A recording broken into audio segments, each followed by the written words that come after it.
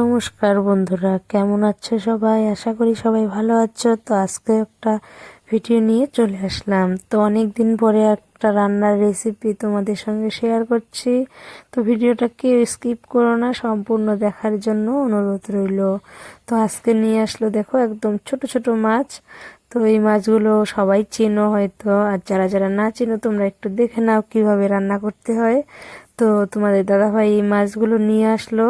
তো বললো যে যেভাবেই রান্না করো খাওয়ার মতো হলেই হবে। তো আমিও চটপট করে মাছগুলোকে ভালো করে বেছে ধুয়ে নিয়েছি। আর এই মাছগুলোকে কিন্তু অনেকক্ষণ করে ধুতে হয়, অনেক নোংরা জল থাকে।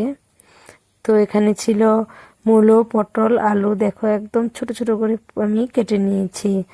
আর মনে পড়ে গেল মায়ের হাতের রান্না, সেই জন্য মায়ের মতো করেই রান্না করার চেষ্টা করছি। তো এখানে আমি একটু পেঁয়াজটা বেশি দিয়েছি, আর ছিল কাঁচা লঙ্কা বাটা, কাঁচা লঙ্কা চেরা, আর আমি উপর থেকে মাছগুলোকে দিয়ে দিয়েছি। তো নুন ছিল, হলুদ, সব কিছু দিয়ে, আর সব থেকে ইম্পর্টেন্ট যেটা সেটা হচ্ছে তেল। এই তেলটাকে আমি উপর থেকে ছড়িয়ে দিলাম। আর এখন খুব ভালো করে ম্যারিনেট করে নেব। তো মাছগুলোকে দিয়ে আমি হালকাভাবে দেখো নেড়ে নিচ্ছি, আর আমি মাছগুলোকে নিয়ে ভালো করে মাখিয়েও নিচ্ছি। তো ম্যারিনেট করা হয়ে গেছে, আর আমি এখন কিন্তু রান্নাটা বসিয়ে দেব। তো দেখো মাছগুলোর গায়ে কি সুন্দর তেলগুলো লেগে আছে, দেখে মনে হচ্ছে এখনই খেয়ে নিই, কাঁচাই মনে হয়। তো কাঁচা তো আর খাওয়া যাবে না, সেটাকে রান্না করেই খেতে হবে। সেই জন্য আমি কড়াইটা বসিয়ে দেব, আর ম্যারিনেটটা আমি করে রেখে দিলাম। তো বন্ধুরা, তোমরা সম্পূর্ণ ভিডিওটা দেখতে থাকো, আর দেখো ম্যারিনেট করাটা কি সুন্দর হয়েছে। আর এখানে আমি কড়াইটা বসিয়ে দিয়েছি, আর কড়াই বসিয়ে দেওয়ার পর আমি এখানে তেল দিয়ে দিয়েছি। তেলটা গরম হয়ে গেছে, দেখো আমি কিছুটা গোটা জিরে ফোড়ন দিয়ে দিয়েছি, আর দিয়ে দিয়েছি অল্প একটু পেঁয়াজ, যেহেতু আমি ম্যারিনেটের সময় অনেকটা পেঁয়াজ দিয়েছি সেই জন্য। আর একটা তেজপাতা আমি ফোড়ন করে নিয়েছি। তো দেখো এখানে আমি সবজিটাকে দিয়ে দিলাম।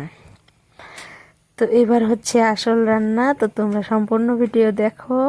তো এখন সবজিটা দিয়ে আমি ঢাকা দিয়ে দিয়েছি, আর সবজিটা দেখো ঢাকা দেওয়ার পর আমার হয়েও গেছে। আমি ঢাকনাটা তুলে নিয়েছি। এখন আমি দেখো কড়াইটাকে দু সাইড থেকে তুলে আমি কিন্তু ইসে করব, আমি আগেই নাড়িয়ে নেব না, এই যে এইভাবে আমি উল্টে নেব। তো দেখো এখানে আমার এক পিস খুব সুন্দর করে কিন্তু হয়ে গেছে, আর আমি আরেক পিস ভালো করে ভাজা ভাজা করে নেব। তো এই ছোট মাছটাকে এইভাবে রান্না করলেই খুব ভালো লাগে খেতে, সেই জন্য আজকে ভাবলাম এইভাবেই রান্না করি। তো মাছ তো আমরা অনেকভাবেই রান্না করে খাই, তো আজকে এইভাবেই রান্না করলাম। আর এখানে আমি রান্না করছিলাম, খুব গরম ছিল আর রৌদ্রও ছিল, সেই জন্য দেখো রৌদ্রের আলোটা সবজির মধ্যে কিভাবে পড়েছে। তো দেখো এখানে আমার ভাজা ভাজা কমপ্লিট, আর এখানে আমি অল্প একটু জল আমি অ্যাড করে দিলাম। তো জলটা আমি অ্যাড করে দেওয়ার পর খুব ভালো করে একটু নাড়িয়ে নেব। তো যেহেতু ছোট মাছ বেশিক্ষণ নাড়াচাড়া করা যাবে না, মাছগুলো একদম ভেঙে যাবে, সেই জন্য আমি হালকাভাবে নাড়িয়ে নিচ্ছি। আর দেখো আমার এখানে কিন্তু চচ্চড়িটা বেশ হয়েই গেছে, জলটাও দেখো শুকিয়ে গেছে। আর একটু আমি ভাজা ভাজা করে নেব।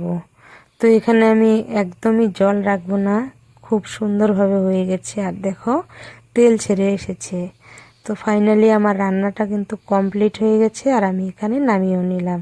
তো দেখো একদম কি সুন্দর কালার হয়েছে চচ্চড়িটার। তো বন্ধুরা, আমি তোমাদের সবাইকে বলবো, তোমাদের যদি ভিডিওটা ভালো লাগে তোমরা প্লিজ একটা লাইক, শেয়ার, কমেন্ট অবশ্যই করবে। আর ছোট মাছ যদি তোমাদের আনে তাহলে অবশ্যই এইভাবে রান্না করে খাবে, দেখবে খুবই ভালো লাগে। তো আজকের ভিডিওটা এই পর্যন্ত।